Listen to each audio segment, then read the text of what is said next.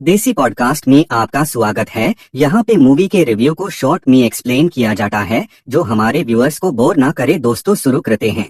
बहुत समय से मैं एक सीरीज का वेट कर रहा था जिसका नाम है ट्रिगर, जो कि एक साउथ कोरियन सीरीज है। मैंने जब इसका ट्रेलर ही देखा था ना, तभी ये मुझे बहुत ज्यादा इंटरेस्टिंग लग रही थी। मैंने आपको बताया था नेटफ्लिक्स वाली वीडियो के अंदर, और फाइनली मैंने इस सीरीज को देख के कंप्लीट कर लिया। जो मुझे लगा था बड़े आराम से कंप्लीट कर लूंगा, क्योंकि 6 ही एपिसोड तो है, लेकिन 6 नहीं 10 एपिसोड है। इसके सबसे लंबे एपिसोड की लेंथ 1 घंटा 5 मिनट के करीब है, और सारे एपिसोड जो है वो अनइवन है। कोई 37 मिनट का, कोई 45 मिनट का, कोई 40 मिनट का, लेकिन मैक्सिमम जो लेंथ है वो 1 घंटा 5 मिनट है। तो लगभग इसको कंप्लीट करने में आपको 8.5 घंटे के करीब लगेंगे नॉर्मल स्पीड में। अब बात करते हैं इस सीरीज की बेसिक स्टोरी की। जिस सीरीज के अंदर हमें कहानी देखने को मिलती है साउथ कोरिया की, जिसके बारे में अगर आपको नहीं पता तो मैं बता दूं कि वहाँ पे गन्स अलाउड नहीं है। मतलब कि बहुत रेयर है कि वहाँ पे लोगों के पास गन्स हो। गवर्नमेंट अलाउ ही नहीं करती किसी को। इवन पुलिस वाले भी गन्स ले जाने से बचते हैं, क्योंकि वहाँ पे क्राइम ही नहीं होता इस वजह से। और अगर ऐसे देश के अंदर लोगों के पास गन्स पहुँचने लगे, खतरनाक गन्स, वो भी ऑटोमेटिक मशीन गन्स, कोई AK-47, कोई अमेरिकन मेड गन, कोई जर्मन मेड गन, अगर ऐसी गन्स पहुँच जाए तो वो लोग क्या करेंगे, वही आपको इसके अंदर पता लगेगा। इसके अंदर जो हमारा विलन है वो ऐसे लोगों को ढूंढता है जो लोग बहुत ज्यादा गुस्सा हैं, जो प्रशासन से, जजेस से, पुलिस वालों से, इधर उधर के लोगों से, पड़ोसियों से बहुत ज्यादा परेशान है और वो उनका कुछ कर नहीं सकते। ऐसे लोगों के पास गन भेजते हैं और वो लोगों को खत्म करने लगते हैं। अब आपको देखना ये कि इनके पास गन्स आ कहाँ से रही है, किसको ये मारेंगे, कौन मारने वाला, यही सारी चीजें आपको इस सीरीज के अंदर देखनी है। और पहले ही मैं जरा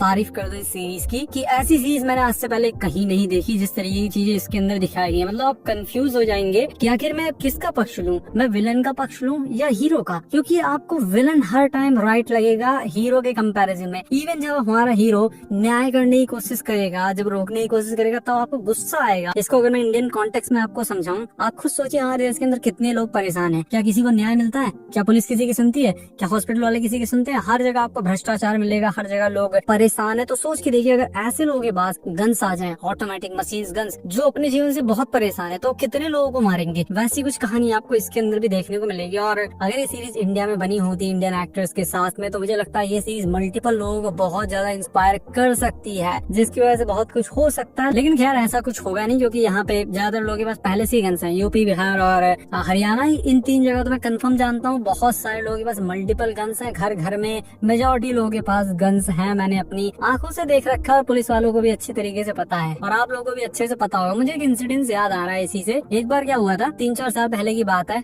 कोई मुझे बता रहा था, कुछ लोगों ने मिलकर एक लड़के को बहुत मारा। उसके लड़के के घर वाले और वो गए पुलिस में कंप्लेन किया। बाद में उनको धमकाया गया, तो वो लोग कंप्लेन वापस लेने पुलिस स्टेशन गए थे, और वहाँ पे उन सभी लोगों को 16 लोगों को बुलाया गया था जिन्होंने मारपीट की थी। और वो 16 के 16 लोग कट्टा ठूस के आए हुए थे, गन्स लेकर के आए हुए थे पुलिस स्टेशन के अंदर, और पुलिस कुछ भी नहीं की। तो यहाँ पे मुझे लगता है इतना कोई फर्क पड़ेगा नहीं, लेकिन जो ये चीजें दिखाई गई है, कॉमन इंसान इससे बहुत ज्यादा रिलेट कर पाएगा। हर एक इंसान जो जीवन में कभी भी शक्तिशाली लोगों से कभी तंग आया है या सिस्टम से तंग आया, तो वो बहुत ज्यादा इससे रिलेट कर पाएगा, और वो यही सोचेगा कि मुझे गन मिल जाए और मैं भी लोगों को ठोक दूं। मैं अपनी बात नहीं कर रहा, मैं बात कर रहा हूँ उन लोगों की जिनको सताया जाता है। तो कॉन्सेप्ट जो इस सीरीज का है वो इतना रिलेटेबल है कि हर एक बंदा इस कॉन्सेप्ट से रिलेट कर पाएगा। और सीरीज देखते ही आप बस मतलब कि पहला एपिसोड आप देखिए, सिर्फ पहला एपिसोड, पूरी तरीके से आप हुक्ड हो जाएंगे। 7वें एपिसोड के करीब आपको लगेगा कि यार अब सीरीज के अंदर क्या बचा, लेकिन नहीं, उसके बाद भी बहुत कुछ है। एंड होते होते भी आपको सीरीज अपने साथ बांध के रखेगी, और सीरीज के एंड में आपको सीजन 2 के लिए भी बता दिया जाएगा, हिंट दे दिया जाएगा कि सीजन 2 भी आने वाला है। तो कॉन्सेप्ट इस सीरीज का मुझे बहुत बहुत ज्यादा पसंद आया है। अभी एक सीरीज आई थी मर्सीफुल नन, ये सीरीज उससे भी बहुत ज्यादा आगे है। तो अगर आपको इस तरीके की सीरीज देखना पसंद है तो ये सीरीज आपको डेफिनेटली बहुत ज्यादा पसंद आएगी। सभी एक्टर्स की परफॉर्मेंस माइंड ब्लोइंग है, खास तौर पे उन सब लोगों की जो लोग गन्स का यूज करते हैं, और बहुत अच्छी तरीके से इसके अंदर ह्यूमन साइकोलॉजी को ध्यान में रखते हुए चीजों को दिखाया गया है। आपको क्या लगता है, कोई इंसान किसी को गोली क्यों मारना चाहेगा? क्योंकि उसने उसको सताया था। अब वो गोली उसको मारना नहीं चाहता है, वो उसका वो चेहरा देखना चाहता है कि जब वो तड़पते हुए उससे माफी मांगेगा, उससे जिंदगी की भीख मांगेगा, क्योंकि उसके ईगो को वो सेटिस्फाई करेगा। तो उन सब चीजों को ध्यान में रख के डायरेक्टली कोई किसी को मार नहीं देता। जब